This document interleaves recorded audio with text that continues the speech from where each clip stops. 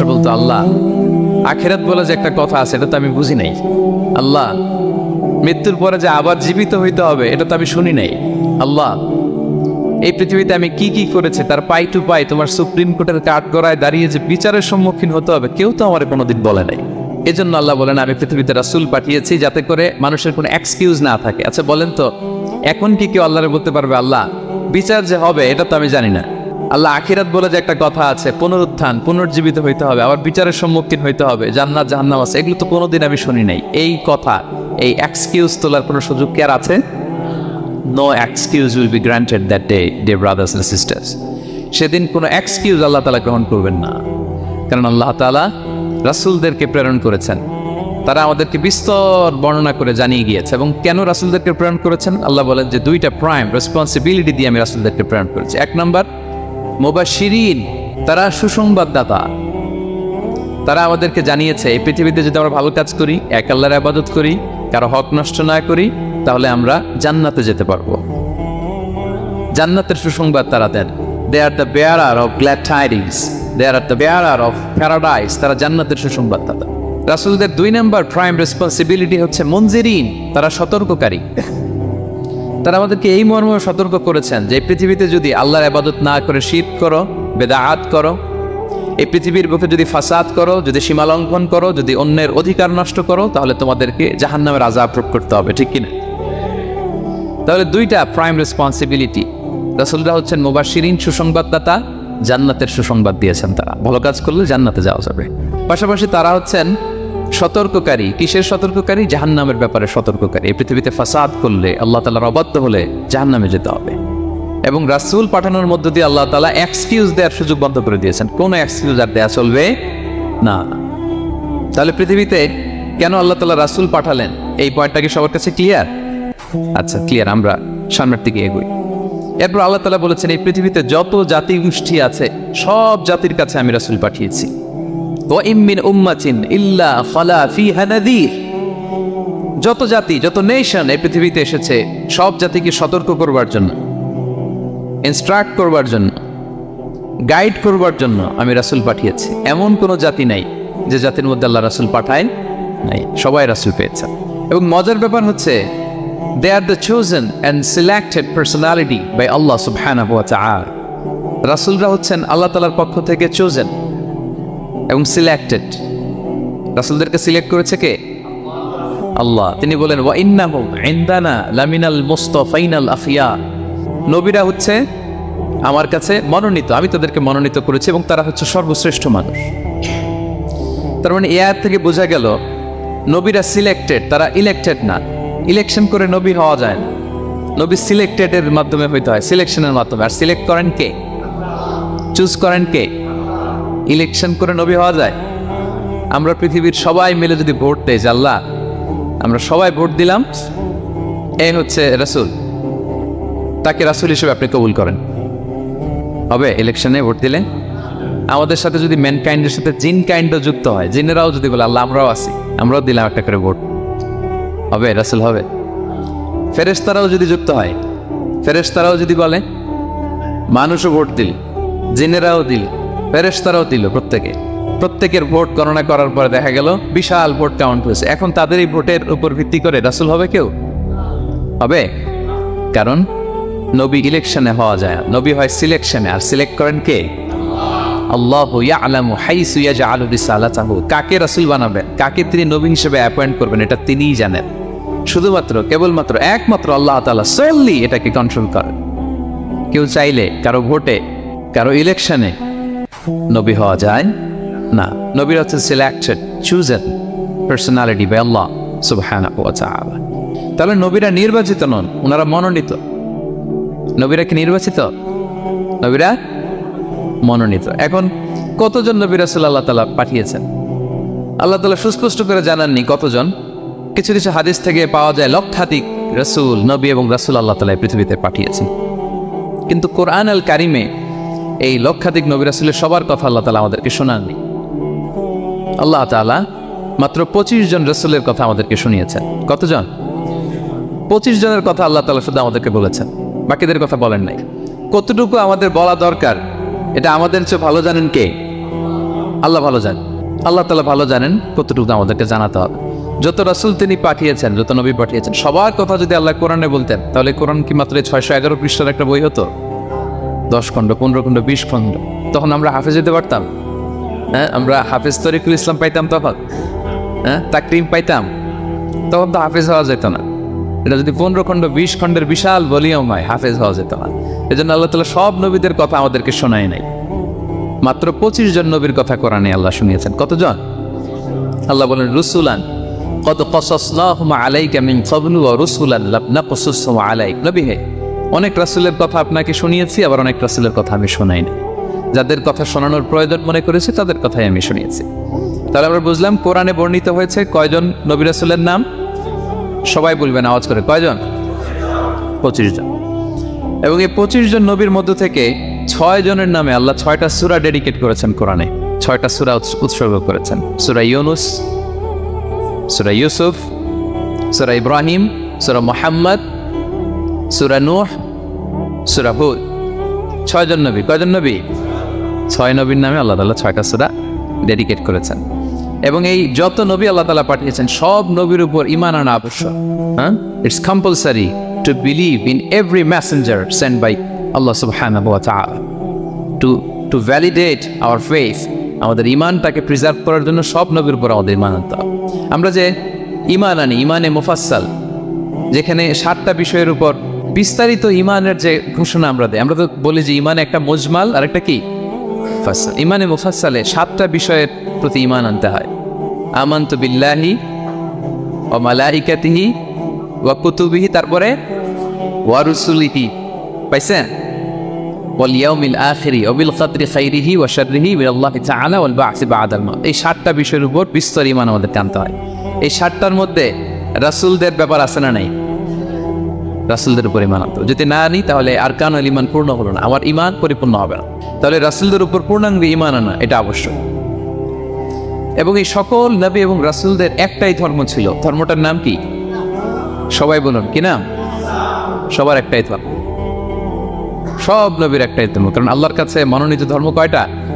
একটা। ইন্না দ্বীনা ইনদাল্লাহিল ইসলাম, আল্লাহর কাছে মনোনীত একটাই ধর্ম, সেটা হচ্ছে ইসলাম। এই যে ইহুদি বলে, নাসারা বলে, এগুলো ধর্ম না, এগুলো বংশ, গোষ্ঠী, জাতির নাম অনুসারে নামকরণ করা হয়েছে। যেমন নাসারা এসেছে, ঈসা আলাইহিস সালামের মা মারিয়াম ফিলিস্তিনের নাসিরিয়া শহরে জন্মগ্রহণ করেছেন। নাসিরিয়া, ওইখান থেকে আসছেন নাসারা। ইয়াকুব আলাইহিস সালামের 10 ছেলে, এই 10 ছেলের মধ্যে থেকে এক ছেলের নাম হচ্ছে ইয়াহুদা। এই ইয়াহুদা থেকে এসেছে ইহুদি। কিন্তু সব নবীর ধর্ম একটা। আওয়াজ করে বলুন তো সবাই, সেটা কি? ইসলাম। সবার ধর্ম একটা ছিল ইসলাম। বিষ্ণু ইসলাম বলেন ওয়াল আম্বিয়াউ ইখওয়াতুন লিআল্লাতিন, সেই বুখারীর বর্ণনা। নবীগণ হচ্ছে একে অন্যের বৈমাত্রেয় ভাইয়ের মতে। বৈমাত্রেয় ভাই মানে মা ভিন্ন কিন্তু বাবা এক, এরকম হয় না? ধরেন আমার বাবা যদি একাধিক বিয়ে করে, তো প্রত্যেক স্ত্রী গর্ভে যদি সন্তান আসে, তো আমরা সবাই তো ভাই, কিন্তু মা ভিন্ন। মা কি? তবে বাবা এক। নবীদের দৃষ্টান্তটা এরকম। আল আম্বিয়াউ ইখওয়াতুন লিআল্লাত, নবীরা হচ্ছেন বৈমাত্রেয় ভাইয়ের মতো, তাদের মা ভিন্ন কিন্তু বাবা এক। বিষ্ণু ইসলাম বলেন উম্মাহাতুহুম শাত্তা ওয়া দীনুহুম ওয়াহিদ, তাদের শরীয়ত, তাদের বিধিবিধান এটা ভিন্ন ভিন্ন, কিন্তু তাদের দিন কি? এক, সেটা হচ্ছে ইসলাম। সকল নবীর ধর্মের নাম হচ্ছে ইসলাম। যেমন ইব্রাহিম আলাইহিস সালামের ব্যাপারে আল্লাহ তাআলা বলেন মা কানা ইব্রাহিমু ইয়াহুদিয়ান ওয়ালা নাসরানিয়ান ওয়ালাকিন কানা হানিফাম মুসলিমা ওয়া মা কানা মিনাল মুশরিকিন। নবী ইব্রাহিম আলাইহিস সালাম উনি ইহুদিও ছিলেন না, নাসারাও ছিলেন না, উনি একনিষ্ঠ মুসলিম ছিলেন। কি ছিলেন? আল্লাহ নবী ইউসুফ আলাইহিস সালাম উনি সবসময় আল্লাহর কাছে দোয়া করতেন, আল্লাহ তাওয়াফানি মুসলিমান ওয়াল হিকনি বিসসালিহিন, আল্লাহ তুমি আমাকে মুসলিম হিসেবে মৃত্যু দিও আর সৎকর্মশীলদের সাথে অন্তর্ভুক্ত করে নিও। তো উনি মুসলিম না হলে এই দোয়া করতেন, আল্লাহ মুসলিম হিসেবে মৃত্যু দিও। সুলাইমান আলাইহিস সালাম রানী বিলকিসের কাছে একটা চিঠি লিখেছেন। এই চিঠি আবার পাঠিয়েছেন হুদহুদ পাখিকে দিয়ে। হুদহুদ পাখি ঠোঁটে করে এটা কামড় দিয়ে নিয়ে বিলকিসের রাজপ্রাসাদের ভেন্টিলেশনের ভিতর দিয়ে ঢুকে বিলকিস লাঞ্চ করে বিশ্রাম নিতেছিল, বুকের উপরে চিঠিটা রেখে ফুরুত করে উড়াল দিছে হুদহুদ। খুলে দেখে অদ্ভুত এক চিঠি, ইন্নাহু মিন সুলাইমান ওয়া ইন্নাহু বিসমিল্লাহির রহমানির রহিম। তো বিলকিসকে উদ্দেশ্য করে সাল্লাল্লাহু আলাইহি ওয়াসাল্লাম বলেছিলেন আল্লাহ তাআলু আলাইয়া ওয়াতুনি মুসলিমিন, বিলকিস অবাধ্য হয়েও না, বাড়াবাড়ি করো না, মুসলিম হয়ে আমার কাছে ফিরে আসো। কোন নবী বলছেন? তো উনি যদি মুসলিম না হতেন, উনি মুসলিম হওয়ার আহ্বান করতেন? প্রিয় ভাইরা, তাহলে সব নবীর ধর্ম একটা, সেটা কি? ইসলাম। সব নবী একই ধর্মের অনুসারী ছিলেন। এ পর্যায়ে আমরা কমন প্রফিটিক ফিচার্স, 10টা কমন ফিচার আছে যেটা সব নবীদের ক্ষেত্রে প্রযোজ্য। সব নবীদের ক্ষেত্রে এই ফিচারগুলো পাওয়া যায়। এই 10টা কমন ফিচার নিয়ে আলোচনা করবেন ইনশাআল্লাহ। এই 10টা কমন ফিচারের 1 নম্বর হচ্ছে আল ওয়াহি। সকল নবীকে আল্লাহ তাআলা ওহী পাঠিয়েছেন, রেভেলেশন, প্রত্যাদেশ। ওহী মানে সিক্রেট মেসেজ, যেটা নবী শোনে আর আল্লাহ জানে, দুনিয়ার মানুষ এটা শোনে। নবীরা বললে কেবল শোনে। সুবহানাল্লাহ বলেন। সব নবীকে আল্লাহ এই ওহীটা পাঠিয়েছেন।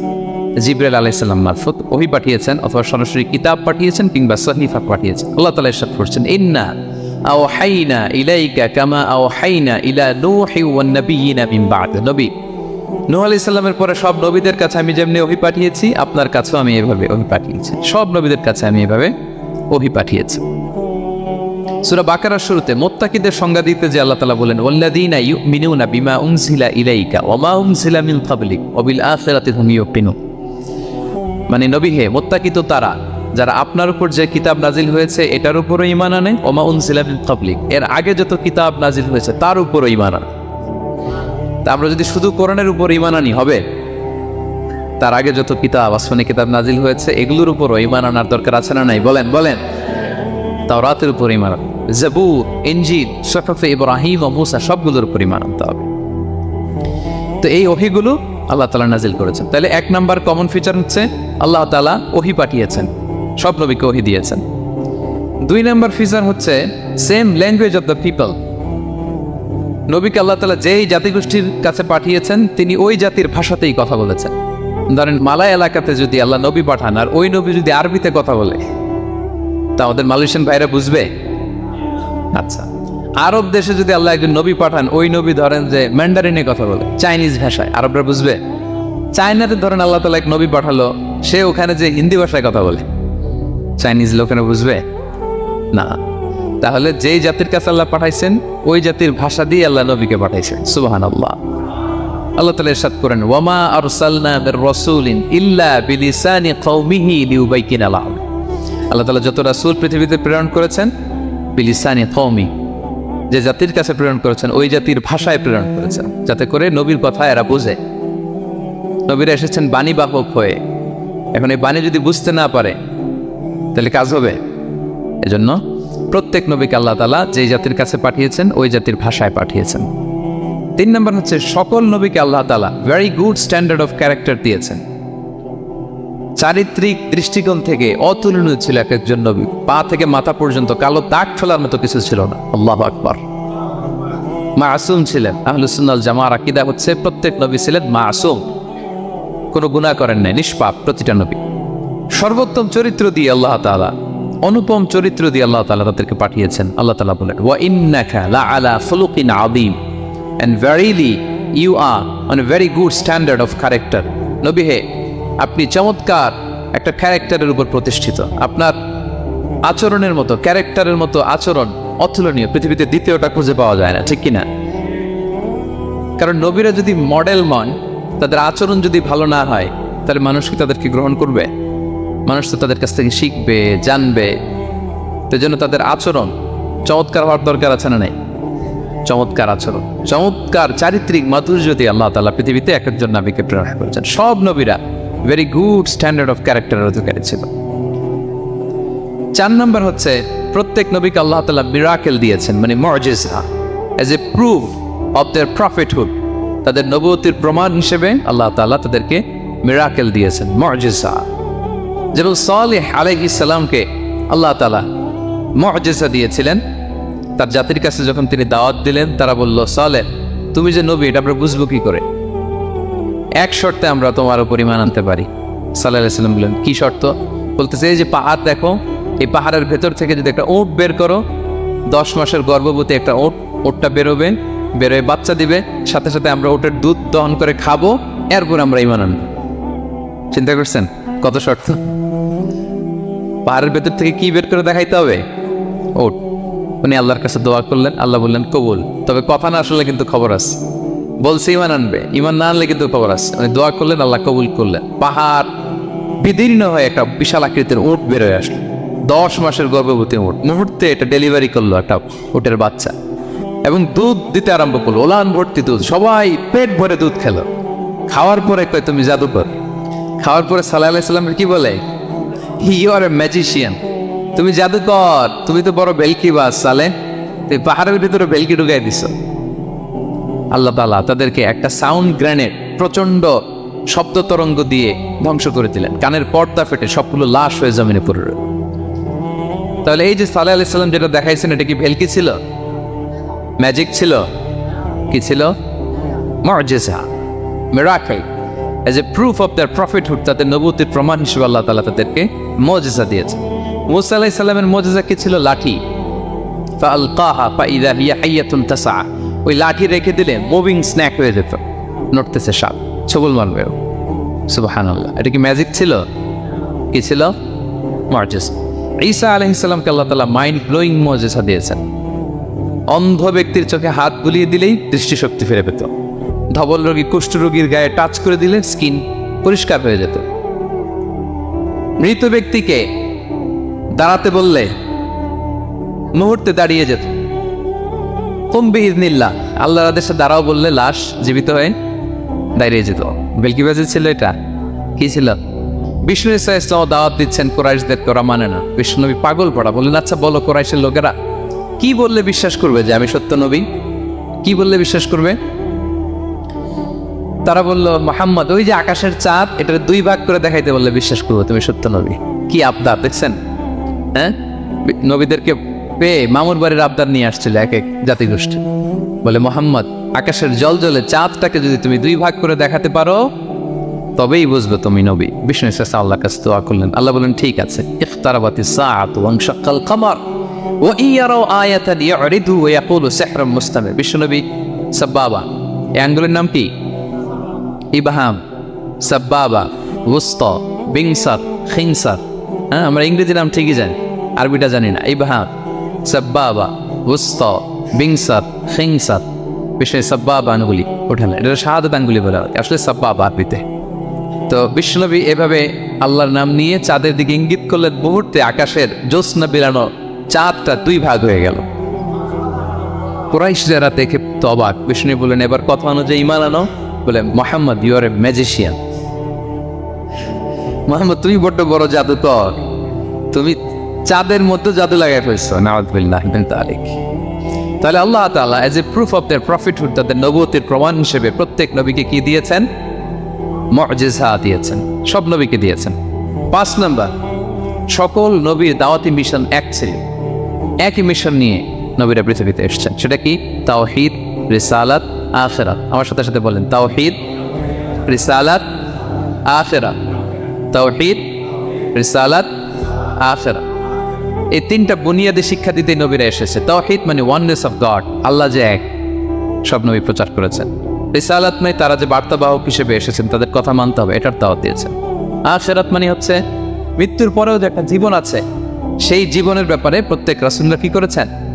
দাওয়াত দিয়েছেন। এবং কোন নবীর কথার সাথে আরেক নবীর কথার গরমিল পাওয়া যায় না, অমিল হয়নি। আচ্ছা বলেন তো, কখনো কি হয়েছে কোন এক নবী এসে বলছে যে মৃত্যুর পরে একটা জীবন আছে, আরেক নবী এসে বলছে না, মনে হয় নাও থাকতে পারে? বলছে? এক নবী এসে বলছে আমাদের স্রষ্টা আল্লাহ তাআলা তিনি একজন, আরেকজন বলছে না একজন না, 2-3 জন হতে পারে। এক নবী এসে বলছে ভালো করলে জান্নাত, খারাপ করলে জাহান্নাম, আরেক নবী এসে বলছে না, জান্নাত জাহান্নাম বলতে কিছু নাই। হয়েছে? হয়েছে? কোন নবীর কথার সাথে কোন নবীর কথার কোনো বৈপরীত্য নাই, কারণ প্রত্যেক নবীরা মন গড়া কিছু বলতেন না। ওমা ইয়ান্তিকু আনিল হাওয়া ইন হুয়া ইল্লা ওয়াহয়ুন ইউহা। নবীরা কথা বলতেন একটা হেডকোয়ার্টার থেকে তথ্য পেয়ে। ওই হেডকোয়ার্টারটা কার? ওই হেডকোয়ার্টার থেকে যে ইনফরমেশন আসতো সেটার আলোকে নবীরা কথা বলতেন, বানিয়ে কিছু বলতেন। সব নবীরা দাওয়াত দিয়েছেন, ইয়া কওমি ইবুদুল্লাহ মা লাকুম মিন ইলাহিন গায়রু। হে আমার জাতির লোকেরা, এক আল্লাহর ইবাদত করো, আল্লাহ ছাড়া অন্য কারো ইবাদত করো না। সব নবীরা বলেছেন ইন্নী লাকুম রাসূলুন আমিন, নিশ্চয় আমি তোমাদের কাছে বিশ্বস্ত রাসূল হিসেবে প্রেরিত হয়েছে। সব নবীরা বলেছেন ইয়াউমা লা তামলিকু নাফসুন লিনাফসিন শাইআ ওয়াল আমরু ইয়াউমা ইযিল লিল্লাহ, এমন এক দিনের মুখোমুখি হতে হবে কেউ কারো উপকার করতে পারবে না। নেতা কর্মীর উপকারে আসবে না, কর্মী নেতার উপকারে আসবে না, পীর সাহেব মরিদের উপকারে আসবে না, মরিদ পীর সাহেবের উপকারে আসবে না, হাজবেন্ড ওয়াইফের কিছু করতে পারবে না, ওয়াইফ হাজবেন্ডকে কিছু করে দিতে পারবে না। দিনটা বড্ড ভয়ঙ্কর। সব নবীর এই তিনটা দাওয়াত দিয়েছেন, তাওহীদ, রিসালাত, আখিরাত। তার মানে সব নবীর দাওয়াতি মিশন এক অভিন্ন দাওয়াতি মিশন নিয়ে তারা পৃথিবীতে এসেছেন। 6 নাম্বার, এই পৃথিবীতে যত রাসূল এসেছে, নবী এসেছে, তারা প্রত্যেকে মানুষ ছিলেন। কি ছিলেন? নাকি জিন ছিল? ফেরেশতা? প্রেরিত সব নবীরা কি ছিল? মানুষ ছিল। মক্কার কুরাইশরা বলতো মা লিহাযা রাসূলি ইয়াকুলু আত-তাআমা ওয়া ইয়ামশি ফিল আসওয়াক, ব্যাপার কি মুহাম্মদ আবার কেমনে রাসূল হয়? আমরাও বাজারে যাই, উনিও যায়, আমরাও বিয়ে করি, উনিও বিয়ে করে, আমাদেরকে মারলে কাটলে লাল রক্ত, ওনারও রক্ত বেরোয়। তো তারা চাচ্ছিল, তারা বলতেছিল যে মানুষ না দিয়ে আল্লাহ যদি ফেরেশতা পাঠাইতো নবী হিসেবে তাইলে না ভালো হইতো। তালবাহান, এটার কি বলে? ফেরেশতা পাঠালে কি বলতো জানেন? ফেরেশতা পাঠালে বলতো ফেরেশতাদের তো ক্ষুধা লাগে না, এরা বুঝবে কি আমাদের কষ্ট? ফেরেশতাদের তো জৈবিক চাহিদা নাই, এরা কেমনে বুঝবে? ফেরেশতাদের তো খারাপ কাজ করার প্রবণতা, টেন্ডেন্সিই নাই। আমাদের যে কষ্ট, দুঃখ, ফিলিং, সেটা তো ফেরেশতারা বুঝে না। ফেরেশতারা কেমনে আমাদের নবী হয়? এটা বলতো, ঠিক কিনা? তালবাহানা বলে কেমন রাসূল, আমরা যা করি তাই করে। আল্লাহ বলেন সব নবীকে আমি মানুষ হিসেবে প্রেরণ করেছি। বিষ্ণু ইসলাম বলেন ইন্নামা আনা বাশারুম মিসলুকুম, নিশ্চয় আমি তোমাদের মতোই মানুষ। তোমাদের মতোই কি মানুষ, তবে পার্থক্য হচ্ছে ইউহা ইলাইয়া, আমার কাছে ওহী আসে, প্রত্যাদেশ আছে আল্লাহ তাআলার পক্ষ থেকে। তাহলে 6 নম্বর যেই কমন ফিচার আমরা জানলাম, আল্লাহর পাঠানো সবগুলো নবী এবং রাসূল তারা কি ছিলেন? সবাই বলুন, তারা কি ছিলেন? মানুষ ছিলেন। 7 নম্বর কমন ফিচার হচ্ছে আল্লাহর পাঠানো সব নবী এবং রাসূলরা ওনারা পুরুষ ছিলেন। কি ছিলেন? কোন নবী কি নারী ছিল বলেন তো? হ্যাঁ, নারী নবী আছে? নাই। নবী হওয়ার জন্য ম্যাসকুলিনিটি শর্ত, পুরুষ হওয়া শর্ত। কারণ নবীকে অনেক বড় বড় জিনিসের নেতৃত্ব দিতে হবে, মাঝে মাঝে মিলিটারি তৈরি করতে হবে, লিডারশিপ লাগবে, যুদ্ধ পরিচালনা করতে হবে। নারীদের পক্ষে এটা সম্ভব? কঠিন। আমাদের বোনদের অনেক ধরনের দুর্বলতা আছে, তাদের মাসে কিছুদিন তারা আল্লাহর আদেশে অসুস্থ থাকে, ঠিক কিনা? পিরিয়ড তাদের চলে, ওই সময় সালাত পড়তে পারে না, অনেক প্রতিবন্ধকতা তাদের আছে। বাচ্চা যদি ধারণ করে পেটে 9 মাস, ওনারা অসুস্থ। শেষের মাসগুলোতে তো কঠিন, জটিল অবস্থা। বাচ্চা ডেলিভারির পরেও 40 দিন ব্লিডিং আছে না নাই? তাহলে অনেক ধরনের জটিলতা আল্লাহ তাআলা ওনাদের দিয়েছে। এজন্য আল্লাহ তাআলা নবুয়তের গুরু দায়িত্ব, এটার জন্য আল্লাহ তাআলা পুরুষদেরকে সিলেক্ট করেছেন। আলহামদুলিল্লাহ বলেন। তাহলে যত নবী এবং রাসূল পৃথিবীতে এসেছিল ওনারা পুরুষ ছিল। আল্লাহ বলেন ওয়ামা আরসালনা মিন ক্বাবলিকা ইল্লা রিজালান নূহি ইলাইহিম, নবী হে মুহাম্মদ, আপনার আগে যত নবী এবং রাসূলকে আমি পৃথিবীতে প্রেরণ করেছি তাদেরকে পুরুষ হিসেবে প্রেরণ করেছি, কোনো নারীকে আমি নবুয়তের মর্যাদা দেই নাই। 8 নাম্বার, প্রত্যেক নবীকে আল্লাহ তাআলা একটা গ্রুমিং, একটা ট্রেনিং সেশনের মধ্য দিয়ে নিয়েছেন। সেটা কি? সেটা হচ্ছে সবাইকে আল্লাহ তাআলা শেফার্ড হিসেবে কাজ দিয়েছিলেন, রাখাল হিসেবে। পৃথিবীর সব নবীরা ছাগল চড়াতেন, সব, আদম আলাইহিস সালাম থেকে শুরু করে বিষ্ণু ইসা ইসলাম পর্যন্ত। সুবহানাল্লাহ পড়বেন না? বিষ্ণু ইসা ইসলাম বলেন মা বাআসাল্লাহু নাবিয়্যান ইল্লা রাআল গনাম, আল্লাহ এমন কোন নবী পাঠায় নাই যেই নবী ছাগল চড়ায় নাই। সব নবী। সাহাবার অবাক হয়ে বললেন ওয়া আনতা ইয়া রাসূলুল্লাহ, হে নবী আপনিও ছাগল চড়িয়েছেন? বিষ্ণু বললেন হ্যাঁ, আমি তো অল্প কিছু পারিশ্রমিকের বিনিময়ে মক্কার লোকদের ছাগল চড়িয়ে দিতাম। সুবহানাল্লাহ।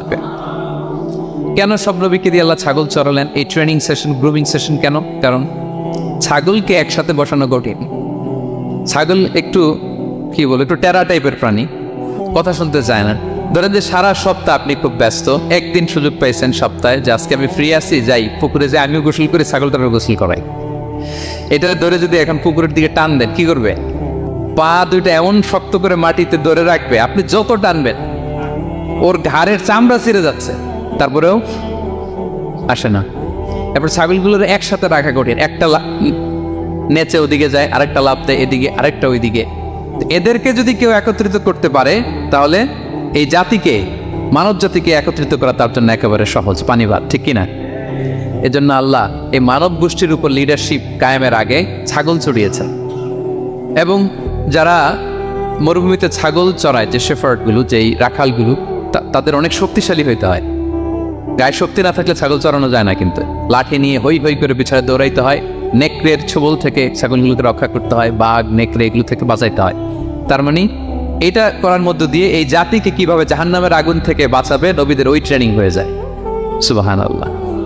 ছাগলের দিক ওদিক দৌড়াতে থাকে, এদেরকে যেমনি একত্রিত করতে হবে, নবীদের কাজ হচ্ছে মানব গোষ্ঠীকে ইউনাইটেড করা, একত্রিত করা। এজন্য আল্লাহ তাআলা মা বাআসাল্লাহু নাবিয়্যান ইল্লা রাআল গানাম, এই পৃথিবীতে এমন কোন নবী পাঠান নাই যে এই নবীকে দিয়ে আল্লাহ তাআলা ছাগল চড়ান। সব নবীর মধ্যে এটা কমন। 8 নম্বর পয়েন্ট। 9 নম্বর পয়েন্ট হচ্ছে enmity from their own people. যত নবী দাওয়াত নিয়ে আসছে তারা চ্যালেঞ্জের মুখোমুখি হয়েছেন, শত্রুতার মুখোমুখি হয়েছেন। কেউ ওনাদের জন্য রেড কার্পেট রিসিপশন দেয় নাই। নবীদের পথ ছিল বড় পিচ্ছিল, এটা কুসুমাস্তীর্ণ ছিল না, কণ্টকাকীর্ণ। কেউই সহজে মেনে নেয় নাই। দাওয়াত দিছে তো রিজেক্ট, সবাই প্রত্যাখ্যান করেছে, সবাই প্রত্যাখ্যান করেছে। এটা কমন ছিল, প্রত্যেক নবীকে এটা মুখোমুখি হতে হয়েছে। Mockery, vulgarism, oppression, mental torture, physical torture and what not, সব ধরনের। ইভেন অনেক নবীকে হত্যা করা হয়েছে দিনের দাওয়াতের কারণে। বনি ইসরায়েলের লোকেরা তাদের নিজেদের 70,000 নবীকে নিজেরা হত্যা করেছে। এমনকি আমার নবী বিশ্বনবী মুহাম্মদ রাসূলুল্লাহ সাল্লাল্লাহু আলাইহি ওয়াসাল্লামকে হত্যার ষড়যন্ত্র করা হয়েছিল। আল্লাহ তাআলা দয়া করে বিশ্বনবীকে হিজরতের ব্যবস্থা করে দিয়ে প্রাণে বাঁচিয়েছেন, মক্কা থেকে মদিনাতে পাঠিয়ে দিয়েছেন। তাহলে এই পথ বড় কঠিন ছিল, নবীদের পথ, সব নবীর জন্য, এক্সেপ্ট সুলাইমান এবং দাউদ আলাইহিস সালাম, তাদের কথা ভিন্ন। এছাড়া সব নবীরা এই সংগ্রাম, এই বিরোধিতা, এই শত্রুতা, এই জেলাসি, এগুলোর মুখোমুখি হয়েছে পৃথিবীর সকল নবীরা, সকল নবীরা। বিষ্ণু ইসলাম ঘুমাতে পারে নাই একটা রাত শান্তিতে। বিষ্ণুর বায়োগ্রাফি যদি আপনি পড়েন, জীবনে যদি পড়ে দেখেন, প্রত্যেকটা নবীর জীবনে এই কষ্টকর মুহূর্তগুলি ছিল। শত্রুতা সব নবীকে বহাতে হয়েছে। বিষ্ণু ইসলামের কাছে যখন প্রথম নাজিল হলো ইকরা বিসমি রাব্বিকাল্লাযী খালাক, সূরা আলাকের প্রথম কয়টা আয়াত? 5 আয়াত নিয়ে কোরআনের ভারে নতুন রেভেলেশন পেয়ে বিষ্ণুনবী কাঁপতে আরম্ভ করলেন। কাঁপতে কাঁপতে জ্বর এসে গেল বিষ্ণুনবীর গায়ে, নিচে নেমে আসলেন। খাদিজা রাদিয়াল্লাহু তাআলা আনহাকে বললেন, সাম্মিলুনি সাম্মিলুনি, আমাকে কম্বল চাপা দাও, আমার খুব শীত লাগছে, আমার জ্বর এসে গিয়েছে। কাঁপতে লাগলেন বিষ্ণু ইসলাম। খাদিজা রাদিয়াল্লাহু তাআলা আনহার এক চাচাতো ভাই ওয়ারাকা ইবনে নওফল ছিল ইনজিল কিতাবের পণ্ডিত। খাদিজা রাদিয়াল্লাহু তাআলা আনহা বিষ্ণুকে নিয়ে চাচাতো ভাইয়ের কাছে গেলেন, যে বলেন, ভাই ওরাকা, দেখেন তো মুহাম্মদ কি বলে, সে কি দেখছে, কি নিয়ে আসছে, কাঁপতেছে আর বলতেছে আমি মরে যাবো, আমাকে কম্বল চাপা দাও। ওরাকা বললেন, মুহাম্মদ কে এসেছিল বলতো? বিষ্ণু জিবরাইল ইসলামের বর্ণনা দিলেন। কি বলেছে বলতো? 5 আয়াতের বর্ণনা বিষ্ণু ইসলাম দিলেন। তখন বিষ্ণু ইসলামের কথা শুনে ওরাকা বলল, তোমার কাছে যে এসেছে ওয়াহুয়ান নামুস, মানে জিবরিল, সে সব নবীদের কাছে এসেছে। মুহাম্মদ তুমি নবী হবা, তুমি কি হবা? তুমি নবী হবা, আখিরি নবী হবা তুমি। যে তোমার কাছে এসেছে সে সব নবীদের কাছে ওহি নিয়ে এসেছিল। আর জেনে রাখো মুহাম্মদ, তোমার এলাকার লোকেরা একদিন তোমাকে এলাকা থেকে বের করে দিবে। ভবিষ্যৎবাণী করতেছিলেন। বিশ্বনবী বললেন, আওয়া মুখরিজিয়াহুম, আমার ভাই বেরাদার, আমার জ্ঞাতি গোষ্ঠীর লোকেরা আমার এলাকা ছাড়া করবে? ওরাকা বললেন, হ্যাঁ। লাম ইয়াতি রাজুলুন কাত্তু বিমিসলি মা জিতা বিহি ইল্লা উদিয়া, তোমার মতো এরকম রিসালাতের দায়িত্ব নিয়ে যারাই কোনো জাতির কাছে এসেছে তাদের সাথে এরকম শত্রুতা করা হয়েছে। বিষ্ণু ইসলাম সেদিনের কথা শুনে, ওরাকার কথা শুনে অবাক হয়েছিলেন। তাহলে সব নবীদের ক্ষেত্রে 9 নম্বর কমন বৈশিষ্ট্য হচ্ছে তাদেরকে বাধার সম্মুখীন হতে হয়েছে। এখনো যারা নবীদের পথে চলবে বা চলে, তাদের জীবনে বাধা বিপত্তি আসে না নাই?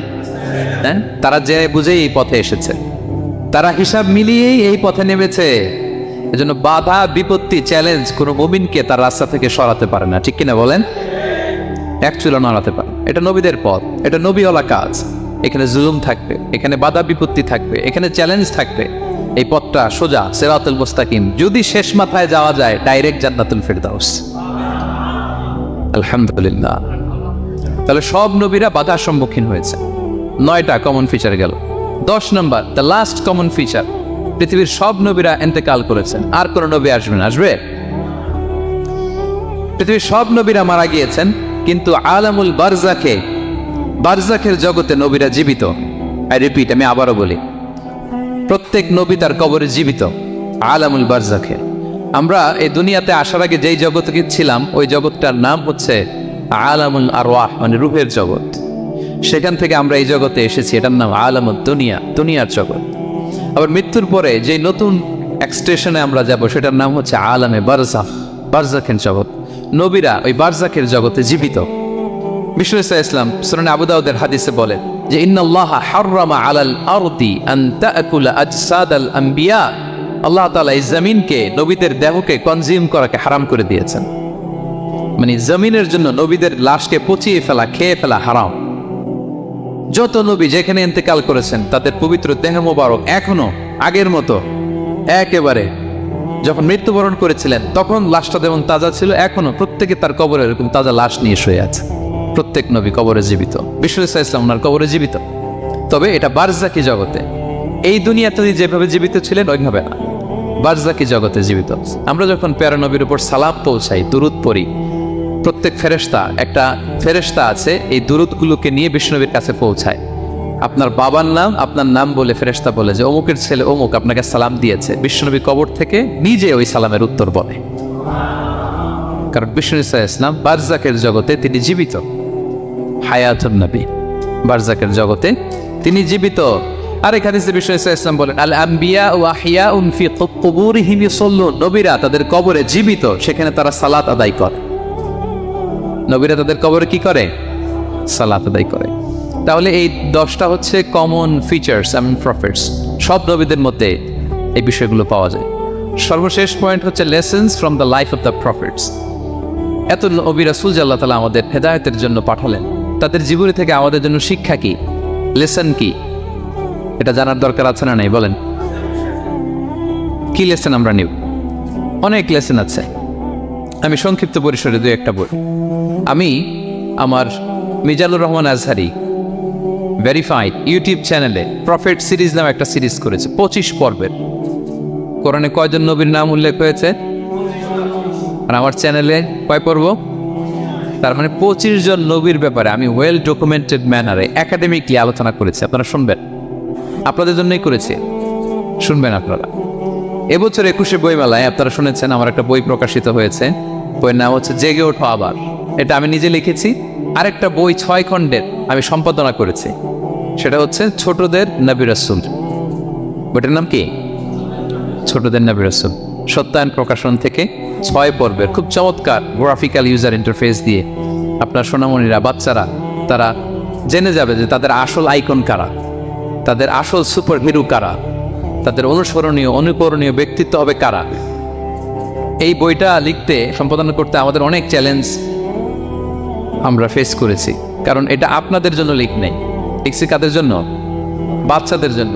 আমি বাচ্চাদেরকে গল্প শোনাচ্ছি এরকম একটা ভাব নিয়ে লিখেছি। আমি বারবার ভেবেছি যে আমার ছোট্ট মেয়েটাকে যদি আমি শোনাই, ওকে বুঝাইলে ও কিভাবে বললে বুঝবে। গল্পের মতো করে খুব রস দিয়ে, আনন্দ দিয়ে প্রতিটা বাক্য এভাবে সাজানো হয়েছে। 6 খণ্ডের ছোটদের নবী রাসূল সিরিজ, যদি সুযোগ হয় আপনারা সংগ্রহ করবেন। বড়দের নিয়েও আমরা নবী রাসূলের উপর আমাদের সামনে কাজ আসবে, আমরা জানাবো। তো আজকের এই কায়েত ফাউন্ডেশন বাংলাদেশের প্রোগ্রামের সর্বশেষ যে পয়েন্টটা আপনাদের সামনে আমি উপস্থাপন করতে চাই সেটা হচ্ছে lessons from the life of the profits. নবী রাসূলদের জীবনী থেকে আমাদের জন্য কী শিক্ষা? 25 জন নবীকে কভার করা সম্ভব হবে না। আমি সেখান থেকে মাত্র 7 জন নবীর জীবনী থেকে 7টা শিক্ষা 7 মিনিটে বলে আমরা শেষ করে দেব ইনশাআল্লাহ বিইذنিল্লাহ। প্রথমে আমরা শুনবো সাইয়েদনা আদম আলাইহিস সালামের জীবনী থেকে শিক্ষা। পৃথিবীর প্রথম নবী কে ছিল বলেন তো? আদম আলাইহিস সালাম। আমরা যেমনি আমাদের শৈশব ছিল, কৈশোর ছিল, যৌবন, তারপর বার্ধক্যের দিকে যাচ্ছি, ওনার কিরকম ছিল? আদম আলাইহিস সালামের শৈশব ছিল না? ছিল? কৈশোর ছিল? কনফিউশনে পড়ে গেছে। ছিল না। মজার ব্যাপার হচ্ছে ওনার শৈশব কৈশোর ছিল না, ওনাকে আল্লাহ সৃষ্টি করতে যুবক করে সৃষ্টি করছেন। সুবহানাল্লাহ, তো আসতে কেন? সৃষ্টি করতেই যুবক, 60 হাত লম্বা। কয় হাত? 60 হাত লম্বা করে তৈরি করছেন আদম আলাইহিস সালামকে। আপনারাও যারা জান্নাতে যাবেন 60 হাত লম্বা হয়ে ঢুকবেন, 33 বছরের যুবক হয়ে ঢুকবেন। 80 বছর বয়সে মারা গেলেও কত বছর বয়সে ঢুকবেন? গালে কোনো দাড়ি থাকবে না, এই দুনিয়ায় দাড়ি রেখে নেন, ওখানে দাড়ি ছাড়া উঠবেন একেবারে কোনো জুরদা মুর্দা ও আপনা ও সালাসাম ওয়া সালাসিন 33 বছরের তাগড়া ইয়াং সুপারস্টার হয়ে জান্নাতে ঢুকবো আমরা। তো আদম আলাইহিস সালামকে আল্লাহ প্রথম নবী করে পৃথিবীতে পাঠালেন। ওনাকে জান্নাতে সব খাইতে বললেন যে সব খাও, একটা গাছের কাছে যেও না। কিন্তু শয়তান সে তার মিশন নিয়ে আসে, সে আদম আলাইহিস সালামকে ভুলভাল বোঝালো, আদম আর হাওয়াকে, যে একটা কাজ করো, আল্লাহ তাআলা তোমাকে না করছে কেন জানো? আল্লাহ তো চায় না তুমি জান্নাতে থাকো, আল্লাহ চায় তোমাদেরকে দুনিয়াতে পাঠাই দিবে। তো তুমি যদি ওই গাছের ফল খেয়ে ফেলো, আল্লাহ আর দুনিয়াতে পাঠাইতে পারবে না। কিন্তু আল্লাহ চায় তোমাদেরকে কই পাঠাবে? কিন্তু যদি গাছের ফল খেয়ে ফেলো আর পাঠাইতে পারবে না। এজন্য আল্লাহ নিষেধ করছে গাছের ফল খায় আমার। চিন্তা করছেন? উল্টা, পুরো উল্টোটা বুঝাইছে। তো ভুল করে সাইয়েদনা আদম আলাইহিস সালাম খেয়ে ফেলছেন এই ফল। খাওয়ার পরেই আল্লাহ তাআলা পাঠাই দিলেন পৃথিবীতে, যাও জমিনে যাও, এই জান্নাতে আর থাকা যাচ্ছে না। কাঁদতে আরম্ভ করলেন আদম আর হাওয়া আলাইহিস সালাম, কাঁদতে কাঁদতে অনুতপ্ত হয়ে আল্লাহর কাছে দোয়া করলেন। তো পুরো আদম আলাইহিস সালামের জিন্দগির সবচেয়ে বড় শিক্ষা হচ্ছে রিপেন্টেন্স, অনুতপ্ত হওয়া। কি হওয়া? অনুতপ্ত হওয়া। আমরা ভুল করব, কুল্লুকুম খাত্তাউন, আমরা সবাই পাপী। সবাই কি পাপী? কে পাপ করি না? আমরা সবাই পাপী। কিন্তু মনে রাখবেন, আমাদের পাপ যত বড় হোক, আল্লাহর রহমতের দরিয়া তার চাইতেও বড়, অনেক বড়। তিনি দয়াময়, তিনি মেহেরবান, তার দয়ার শেষ নাই, তার মায়ার শেষ নাই। তার রহমতের দরিয়া যে কত বড় আপনি কল্পনাও করতে পারবেন না। শয়তান আর আমাদের মধ্যে পার্থক্য হচ্ছে, শয়তান পাপ করে পাপে অটল থাকে, কিন্তু বিশ্বাসীরা পাপ করার সাথে সাথেই ক্ষমা চায় কার কাছে? এটা হচ্ছে আদম আলাইহিস সালামের জীবনী থেকে আমাদের জন্য সবচেয়ে বড় লেসন। সাইয়েদনা আদম আলাইহিস সালাম উনি ভুল করে যখন বুঝতে পারলেন, অনুতপ্ত হলেন, চোখের পানি ছাড়লেন। 2 ফোঁটা পানি আল্লাহর কাছে সবচাইতে প্রিয়। এক হচ্ছে জেহাদের ময়দানে মুজাহিদের গা বেয়ে ঝরে পড়া রক্তের ফোঁটা, 2 হচ্ছে অনুতপ্ত বান্দার চোখের পানির ফোঁটা। অনুতপ্ত বান্দা নিজের ভুল স্বীকার করে মাথাটা নিচু করে চোখের পানি ছেড়ে দিয়ে যখন আল্লাহর কাছে কাঁদে, তার চোখের পানি চোখ বেয়ে নাকের ডগা বেয়ে জমিনে ড্রপ করার আগেই আল্লাহ তার সব গুনাহ মাফ করে দেয়। সাইয়েদনা আদম আলাইহিস সালাম কাঁদতে আরম্ভ করলেন, কাঁদতে কাঁদতে অনুতপ্ত হয়ে দোয়া করলেন, রব্বানা যালামনা আনফুসানা ওয়া ইল্লাম তাগফির লানা ওয়া তারহামনা লানাকুনান্না মিনাল খাসিরিন। রব্বানা, হে আমাদের রব, যালামনা আনফুসানা, আমরা আমাদের নফসের উপর জুলুম করেছি, ভুল করেছি, অন্যায় করেছি, অপরাধ করেছি। ওয়া ইল্লাম তাগফির লানা, আল্লাহ তুমি যদি ক্ষমা না করো, তুমি যদি মাফ না করো, লানাকুনান্না মিনাল খাসিরিন, আল্লাহ আমরা ধ্বংস হয়ে যাব, আমরা ক্ষতিগ্রস্ত হয়ে যাব, আমরা লুজার হয়ে যাব। এই বাক্যগুলো বলে বলে যখন আল্লাহ তাআলার কাছে দোয়া করলেন, আল্লাহর রহম হলো। আল্লাহ দয়া করে সাইয়েদনা আদম আর হাওয়া আলাইহিস সালামকে ক্ষমা করে দিলেন। ক্ষমা করে আবার জান্নাতের এন্ট্রির ঘোষণা দিলেন যে আবার দুনিয়ার জীবন শেষ করে আসো, যেখান থেকে আসছিলে আবার ওখানে ঢুকতে পারবে। তাহলে আদম আলাইহিস সালামের জীবন থেকে আমরা যে লেসনটা পাই সেটা কি ভাই? বলেন বলেন। অনুতপ্ত হওয়া, রিপেন্টেন্স। আমরাও যদি জীবনে ভুল করি কি করবেন?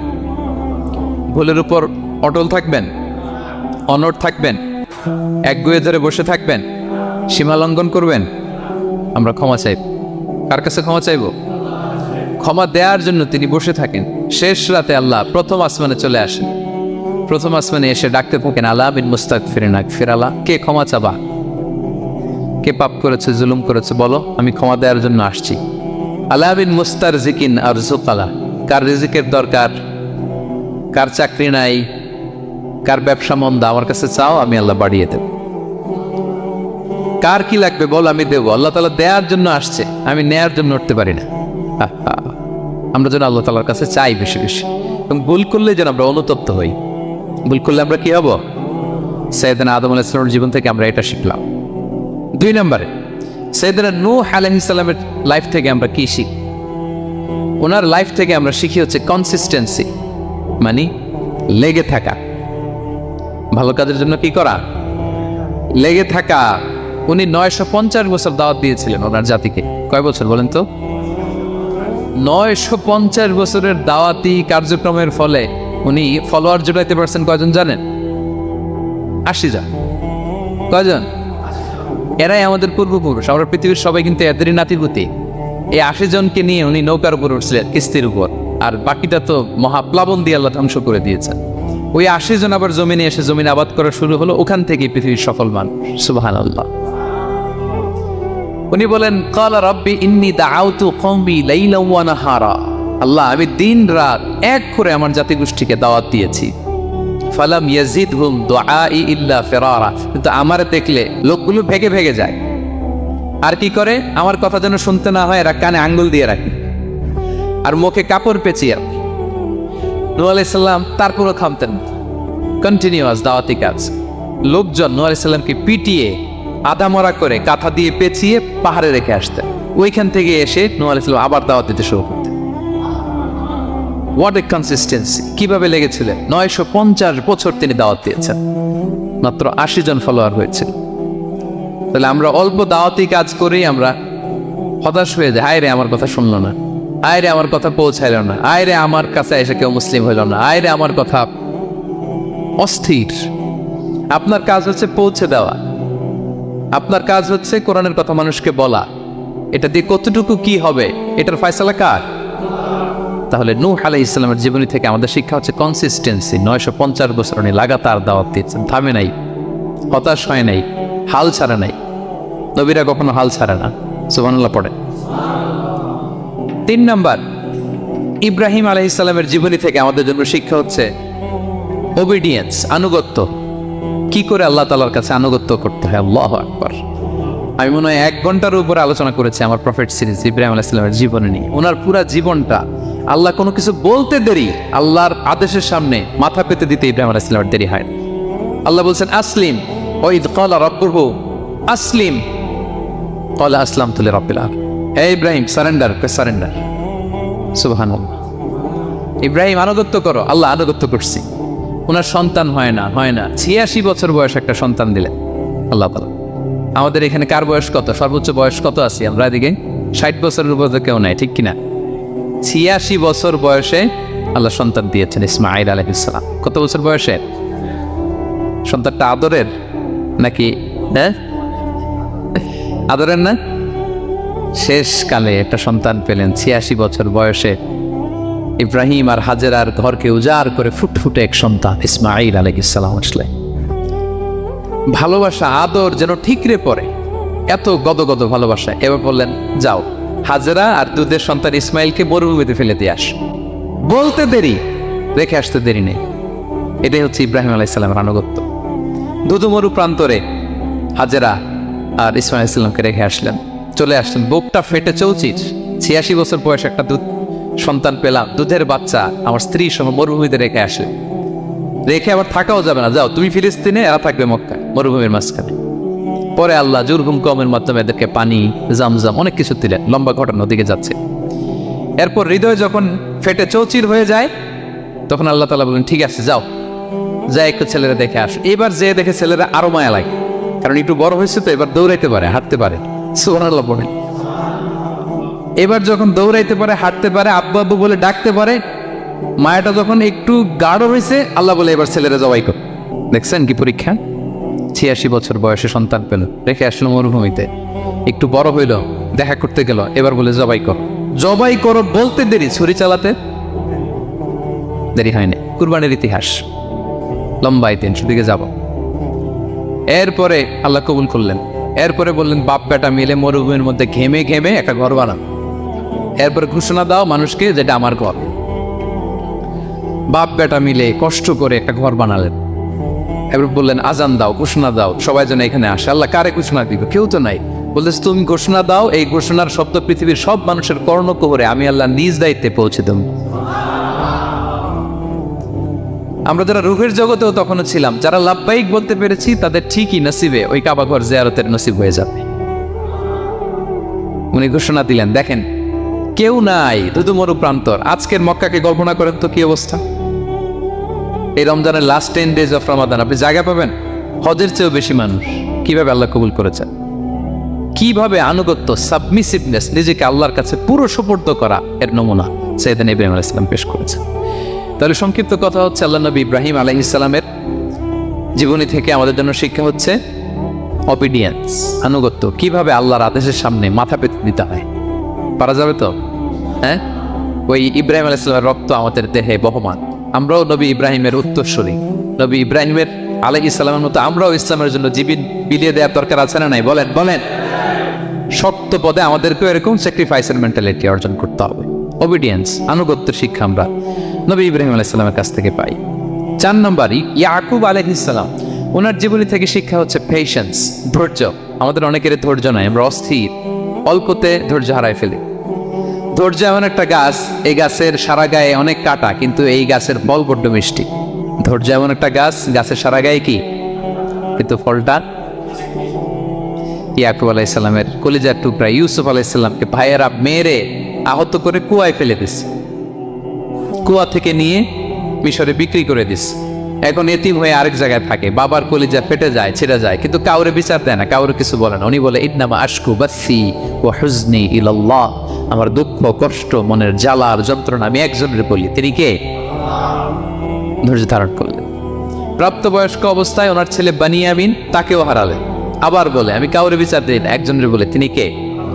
এই 2 ছেলের শোকে কাঁদতে কাঁদতে অন্ধ হয়ে গেল। আল্লাহু আকবার। সেদিন ইয়াকুব আলাইহিস সালাম একবার ধৈর্য হারা হন নাই। তাহলে আল্লাহ নবী ইয়াকুব আলাইহিস সালামের জীবনী থেকে আমাদের জন্য শিক্ষা হচ্ছে পেশেন্স। বিপদে আমরা কি ধরবো? ধৈর্য ধারণ। 5 নম্বরে ইউসুফ আলাইহিস সালামের জীবনী থেকে আমাদের শিক্ষা হচ্ছে he is the archetype of good character, উন্নত চরিত্রের মডেল। আমার যুবক ভাইয়েরা, কায়েদ ফাউন্ডেশন বাংলাদেশের আজকের ইফতার প্রোগ্রামে যুবক যারা এসছো, তোমাদের জন্য শিক্ষা আর্কিটাইপ অফ গুড ক্যারেক্টার, চরিত্র কিভাবে হেফাজত করতে হয় এর মডেল, প্রেরণার বাতিঘর। তাগড়া যুবক, পৃথিবীর সবচাইতে সুন্দর পুরুষ ইউসুফ আলাইহিস সালাম, তাকে দেখে ওই সময়ের আরেক বিশ্ব সুন্দরী জুলাইখা প্রেমে মাতোয়ারা গোপন কক্ষে নিয়ে প্রেম নিবেদন করেছে, বলেছে ইউসুফ কাক পক্ষে টের পাবে না। আল্লাহ নবী ইউসুফ আলাইহিস সালাম এটাকে প্রত্যাখ্যান করলেন। জোরাজুরি করলো, প্রত্যাখ্যান করলেন। মারধর করা হলো, প্রত্যাখ্যান করলেন। সবশেষে আলটিমেটাম দিল, যদি আমার কথা মতো না ছিল জেলখানায় ভরবো।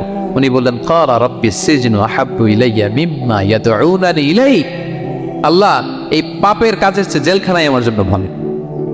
বিনা অপরাধে বিনা দোষে 1 যুগ মিথ্যা অপবাদে কারাবন্দী ছিলেন সাইয়েদনা ইউসুফ আলাইহিস সালাম। তারপরেও চরিত্রের ব্যাপারে 1 বিন্দু কম্প্রোমাইজ করেন।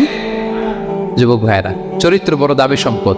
সম্পদ গেলে সম্পদ আসে, স্বাস্থ্য গেলে স্বাস্থ্য আসে, একবার চরিত্র নষ্ট হলে ওই চরিত্র আর ফিরে পাওয়া যায় না। সাইয়েদনা ইউসুফ আলাইহিস সালামের জীবনী থেকে আমাদের শিক্ষা হচ্ছে চরিত্রকে কিভাবে প্রিজার্ভ করতে হয় এটা। 6 নম্বরে সাইয়েদনা ঈসা আলাইহিস সালামের জীবনী থেকে আমাদের জন্য শিক্ষা হচ্ছে স্লেভারি, দাসত্ব।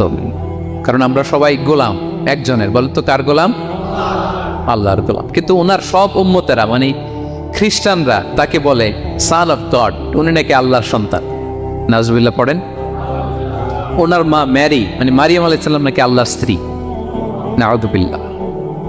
কিন্তু উনি জন্মের পরেই দুধের শিশু মায়ের কোলে বসে একটা ছোট্ট ভাষণ দিয়েছিলেন, বলেছিলেন ইন্নী আব্দুল্লাহ আতানিয়াল কিতাবা ওয়া জাআলানি নবিয়্যা, আল্লাহ আমাকে আল্লাহর গোলাম বানিয়ে পাঠিয়েছেন।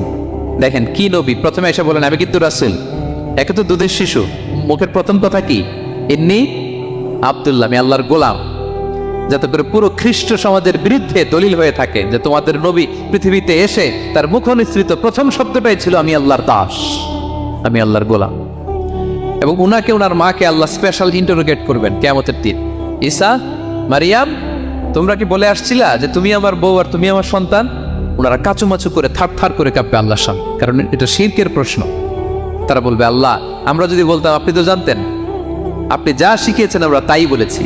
আল্লাহ জানেন যে উল্টাপাল্টা কিছু বলে নাই, তারপরেও কোটি কোটি মানুষের সামনে এত বিশাল জনগোষ্ঠী কেন এই নবীকে আল্লাহর সন্তান বললো? আল্লাহ তাআলা ঈসা আলাইহিস সালামকে ছাড়বেন, জিজ্ঞেস করবেন। তিনি বলবেন আল্লাহ আমি যে তোমার গোলাম এটার দাওয়াত দিয়েছি, আর আজীবন গোলামের মতোই ছিলাম। ঈসা আলাইহিস সালাম কৃষকের সাথে, মজুরের সাথে, কুলির সাথে, ধোপাতের সাথে বন্ধুত্ব করেছিলেন। সমাজের নিচু শ্রেণীর লোকেরা ছিল তার ফলোয়ার। আল্লাহু আকবার। তাহলে সাইয়েদনা ঈসা আলাইহিস সালামের জীবনী থেকে আমরা শিখলাম আমরা সবাই আল্লাহর গোলাম, আল্লাহর দাস। সর্বশেষ নবী, বিশ্ব নবী, পেয়ারা নবী মুহাম্মদুর রাসূলুল্লাহ সাল্লাল্লাহু আলাইহি সাল্লামের জীবনী থেকে কি শিক্ষা? এই শিক্ষা তো বলতে গেলে ঘন্টার পর ঘন্টা লাগবে। একটা শিক্ষা শুধু বলি, সেটা হচ্ছে মার্সি। ওমা আরসালনাকা ইল্লা রাহমাতাল লিল আলামিন, I have sent you as a mercy for the entire universe. নবী হে, আমি আপনাকে গোটা বিশ্বের সবার জন্য রহম করে, রহমত করে প্রেরণ করেছি। তিনি মানুষের জন্য রহমত, তিনি প্রাণীর জন্য রহমত, তিনি পাখির জন্য রহমত, তিনি স্ত্রীদের জন্য রহমত, তিনি উম্মতের জন্য রহমত, তিনি তার ফলোয়ার সাহাবীদের জন্য রহমত, ঠিক কিনা? তিনি কত রহমতের নবী ছিলেন? বিষ্ণু ইসলাম কতটা রহমতের নবী ছিলেন? ছোট্ট একটা উদাহরণ দিয়ে শেষ করি। বিষ্ণু ইসলাম বলেন, লিকুল্লি নবিয়িন দাওয়া মুস্তাজাবা। আল্লাহ প্রত্যেকটা নবীকে একটা করে দোয়ায়ে মুস্তাজাবা দিয়েছেন। মানে এমন দোয়া, এই দোয়া করতে দেরি কিন্তু দোয়া কবুল হতে দেরি হয়। সব নবীকে আল্লাহ বলছেন, এই নবীরা তোমাদের প্রত্যেককে একটা করে দোয়া করার সুযোগ দিলাম এই দুনিয়াতে, এবং দোয়াটা করার সাথে সাথেই কবুল করে ফেলব। বিষ্ণু বলেন, লিকুল্লি নবিয়িন দাওয়া মুস্তাজাব।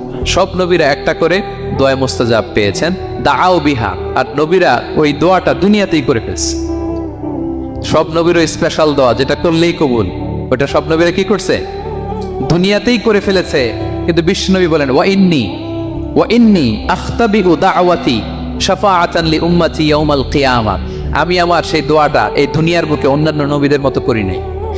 আমি আমার দোয়াটা আমার গুনাহগার উম্মতের জন্য কিয়ামতের কঠিন দিনে তারা যখন মুসিবতে পড়ে যাবে, ওই মুসিবত থেকে বাঁচার জন্য ওই দোয়াটা আমি আমার উম্মতের জন্য রেখে দিয়েছি। ওয়া ইন্নী আখতাবিউ দাওয়াতি শাফাআতান লি উম্মতি ইয়াউমাল কিয়ামা। সব নবীরা এই দোয়াটা করেছে, দুনিয়াতেই কবুল হয়ে গিয়েছে। কিন্তু বিষ্ণুনবী বললেন, আমি চাইলে এই দোয়াটা করতে পারতাম। তায়েফের ময়দানে বিষ্ণুনবী ওই দোয়া করলে বিষ্ণুনবীর গা দিয়ে রক্ত ঝরে না। কুরাইশদের সাথে বিষ্ণুনবীর 3 বছর জেল খাটা লাগে না। মদিনাতে বিষ্ণুনবী অনেক না খেয়েছিলেন, পেটে পাথর বেঁধেছিলেন, দোয়া করলে জান্নাত থেকে খাবারের বস্তা চলে আসতো, মুহূর্তেই কবুল। জীবনের কোনো কঠিন পরিস্থিতিতে বিষ্ণুনবী এই দোয়াটা করে নাই। বিষ্ণু বলেন, আমি আমার এই দোয়াটা স্পেশালি আমার গুনাহগার উম্মতের জন্য রেখে দিয়েছি। কিয়ামতের কঠিন ময়দানে আমার গুনাহগার উম্মত যখন বিপদে পড়ে যাবে, তাদেরকে বিপদ থেকে বাঁচানোর জন্য ওই দোয়াটা আমি প্রিজার্ভ করে দিয়েছি। বিষ্ণু ইসলাম আমার জন্য এই দোয়াটা রেখে দিয়েছে। প্রিয় ভাইয়েরা, এই দোয়াটা আপনার জন্য রেখে দিয়েছেন। বিশ্বনবী দোয়াটা আমাদের জন্য রেখে দিয়েছেন। চাইলে এই দুনিয়াতে এই দোয়াটা করতে পারতেন, করেন নাই। সব নবীরা করে ফেলেছেন। এজন্য বিশ্বনবীকে বলা হয়েছে, ওমা আরসালনাকা ইল্লা রাহমাতাল লিল আলামিন। নবী হে, I have sent you as a mercy for the entire universe. গোটা বিশ্বের জন্য আপনাকে আমি রহমত করে প্রেরণ করেছি। আপনি রহমতের নবী, আপনি দয়ার নবী, মায়ার নবী। বিশ্বনবীর জীবনী থেকে শিক্ষা হচ্ছে, আমরাও যেন আমাদের অধীনস্থ যারা আছে তাদের প্রতি যেন রহমদিল হই। আমরা আমাদের প্রতিবেশীদের প্রতি যেন রহমদিল হই। আমরা আমাদের ফ্যামিলির সদস্যদের প্রতি যেন রহমদিল হই। এই মার্সি, এই দয়া মায়ার ছোঁয়া যেন বিষ্ণুনবীর উম্মত হিসেবে আমাদের হৃদয়েও থাকে। সবাই পড়ি আমিন। আর উম্মত তো 60 বছরে তার হায়াতই শেষ, 60 থেকে 70-এর মধ্যে তার জীবনই শেষ। তা আমার গুনাহগার উম্মতের কি হবে? রাসূল সাল্লাল্লাহু আলাইহি ওয়াসাল্লাম খুব আফসোস করছেন। তো রাসূলুল্লাহ সাল্লাল্লাহু আলাইহি ওয়াসাল্লামের এই চিন্তা, এই উদ্বিগ্নতা দূর করার জন্য আল্লাহ তাআলা সূরাতুল কদর নাযিল করলেন এবং বললেন যে, ইন্না আনসালনাহু ফি লাইলাতিল কদর ওয়া মা আদরাকা মা লাইলাতুল কদর লাইলাতুল কদরি খায়রুম মিন আলফি শাহর। লাইলাতুল কদর, এই কদরের রাতটা হচ্ছে এমন রাত যেটা খায়রুম মিন আলফি শাহর, 1000 মাসের চেয়েও সেরা। 1000 মাস লাগাতার ইবাদত করলে যে সওয়াব, কদরের রাতে ইবাদত করলে এর সমান সওয়াব হবে নাকি? সমান হবে না। আল্লাহ তাআলা বলেছেন খায়রুম মিন আলফি শাহর, না, এর চেয়েও শ্রেষ্ঠ, এর চাইতেও বেশি। 1000 মাসে, অর্থাৎ 1000 মাসে হয় 83 বছর 4 মাস। তো কদরের রাতে যদি আমরা ইবাদত করি, তাহলে 83 বছর 4 মাস ইবাদত করলে যে সওয়াব, সে সওয়াব আল্লাহ তাআলা আমাদের আমলনামায় নসিব করবেন। তো আমরা যেন এই কদরের রহমত বরকত থেকে যেন আমরা বঞ্চিত না হই। তো রাসূল সাল্লাল্লাহু আলাইহি ওয়াসাল্লামকে সান্ত্বনা দেওয়ার জন্য যে, হে নবী, আপনি চিন্তিত হবেন না। বনি ইসরাইলের অনেক লোক 1000 বছর হায়াত পেয়েছে, শত শত বছর ইবাদত করেছে, জিহাদ করেছে, তারা হায়াত পেয়েছে বেশি, কিন্তু তারা কদর পায়নি। আর আপনার উম্মতকে আমি হায়াত দিয়েছি কম, কিন্তু তাদেরকে কদর দিয়েছি। সুবহানাল্লাহ বিহামদি। লাইলাতুল কদর দিয়েছি, যে কদরের রাত 1000 মাসের চেয়েও সেরা। তো এই কদরের রাতকে আবার লাইলাতুল মুবারাকাও বলা হয়েছে। ইন্না আনসালনাহু ফি লাইলাতিন মুবারাকা। এটা বরকতময় রাত। ফিহা ইউফরাকু কুল্লু আমরিন হাকিম। সব বিজ্ঞচিত প্রাজ্ঞচিত বিষয়ের ফয়সালা হয়। এটা বেসিক্যালি একটা বাজেট রাত বলা যায়। এ রাতে আগামী 1 বছরে আমাদের কি ঘটবে না ঘটবে আল্লাহ তাআলা এটার বাজেট করেন, এটাকে রিভাইজ করেন। সো এই রাতটা অনেক গুরুত্বপূর্ণ। তো এই কদরের রাত, এটা কবে? এটা স্পেসিফিক ছিল, মানে সুনির্দিষ্ট ছিল। রাসূল সাল্লাল্লাহু আলাইহি ওয়াসাল্লাম আমাদেরকে জানাতে চেয়েছিলেন কবে, কিন্তু রাসূল সাল্লাল্লাহু আলাইহি ওয়াসাল্লাম জানাতে পারেননি। সেই বুখারীতে এসেছে যে রাসূল সাল্লাল্লাহু আলাইহি ওয়াসাল্লাম খারাজান নবী সাল্লাল্লাহু আলাইহি ওয়াসাল্লাম লিয়ুখবিরানা বিলাইলাতিল কদর। উবাদা ইবনে সামিত রাদিয়াল্লাহু তাআলা আনহু বলেন রাসূল সাল্লাল্লাহু আলাইহি ওয়াসাল্লাম আমাদেরকে জানাতে বের হয়েছিলেন যে কবে কদরের রাতটা। ফাতালাহা রাজুলান মিনাল মুসলিমিন, হঠাৎ মুসলমানদের মধ্যে থেকে দুইজন ঝগড়া লাগলো, তর্ক লাগলো। আর রাসূল সাল্লাল্লাহু আলাইহি ওয়াসাল্লাম হঠাৎ করে ওই ঝগড়ার দিকে খেয়াল করলেন, ওই দিকে খেয়াল করে ওই তারিখটার কথা তিনি ভুলে গেলেন। ফারুফিআ, রাসূল সাল্লাল্লাহু আলাইহি ওয়াসাল্লাম বললেন আমার হৃদয় থেকে, অন্তঃকরণ থেকে এটাকে উঠিয়ে নেওয়া হবে। এখন আমি মনেই করতে পারছি না এটা কি 23 না 25 না 27 না 29, আমি মনে করতে পারছি না। এজন্য রাসূল সাল্লাল্লাহু আলাইহি ওয়াসাল্লাম বলেছেন যে তবে আমি এতটুকু মনে করতে পারছি, ফালতামিসুহা ফিল আশরিল আওয়াখিরি ফিল বিত্রি, রমাদানের শেষ দশকের বেজর রাত্রিগুলোতে তোমরা কদর তালাশ করো। বেজর রাতে যদি তোমরা কদর তালাশ করো তাহলে এই কদর সুনিশ্চিতভাবে তোমরা পাবে। কালামুল্লাহ মাজিদে আল কুরআন আল কারীমে আল্লাহ তাআলা এই জিলহজের প্রথম 10 দিনের শপথ করেছেন। এই 10 দিনের ইবাদত আল্লাহ তাআলার কাছে এত বেশি পছন্দনীয় হওয়ার কারণ হচ্ছে এই 10 দিনে আল্লাহ তাআলা উম্মাহাতুল ইবাদাত অর্থাৎ যত মৌলিক ইবাদত আছে সবগুলো মৌলিক ইবাদতের একটা সমন্বয় করেছেন জিলহজ মাসের এই প্রথম 10 দিনে, যেটা বছরের অন্য কোনো সময় কিন্তু পাওয়া যায় না। কারণ এই 10 দিনের ভেতরে সালাত আছে, নফল সিয়াম আছে, সাদাকা আছে, কুরবানি আছে, হজের প্রসঙ্গটা আছে, যেটা বছরের অন্য কখনো এরকম উম্মাহাতুল ইবাদাত অর্থাৎ যত মৌলিক ইবাদত আছে সব মৌলিক ইবাদতের কম্বিনেশন, সমন্বয় বছরের কোনো সময় কিন্তু আসলে হয় না, যেটা হয়ে থাকে জিলহজ মাসের প্রথম এই 10 দিনের ভেতর। এজন্য এই 10 দিনের ইবাদত আল্লাহ তাআলার কাছে অত্যন্ত বেশি প্রিয়। এজন্য আল্লাহ রাসূল সাল্লাল্লাহু আলাইহি ওয়াসাল্লাম এই 10 দিনে যাতে আমরা বেশি বেশি নফল ইবাদত করি আমাদেরকে উৎসাহিত করেছেন। পাশাপাশি আমরা যেন বেশি বেশি তাহমিদ, তাহলিল, তাকবীর দিয়ে এই 10টি দিনকে মুখরিত করে রাখি, এজন্য তিনি আমাদেরকে আদেশ করেছেন।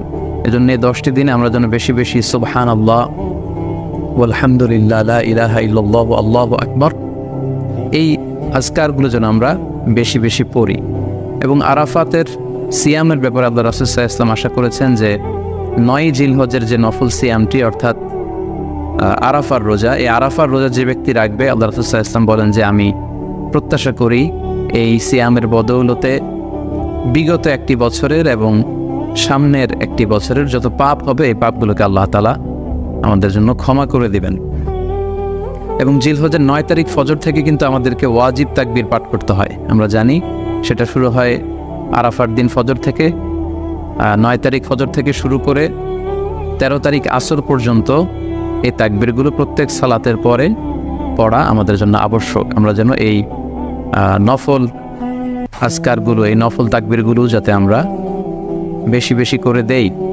এবং যারা কুরবানি করার জন্য ইচ্ছা পোষণ করেছেন তারা যেন এই 10 দিনের আগেই তাদের মাথার চুল এবং নখ কেটে পরিচ্ছন্ন হয়ে যান। এবং জিলহজের এই 10 দিনে তারা যাতে মাথার চুল না কাটে এবং হাতের নখ না কাটে, এই মর্মে আল্লাহ রাসূল সাল্লাল্লাহু আলাইহি ওয়াসাল্লাম আমাদেরকে গাইডলাইন দিয়েছেন। সব মিলে আল্লাহ তাআলার কাছে এই 10টি দিনের ইবাদত খুবই প্রিয়।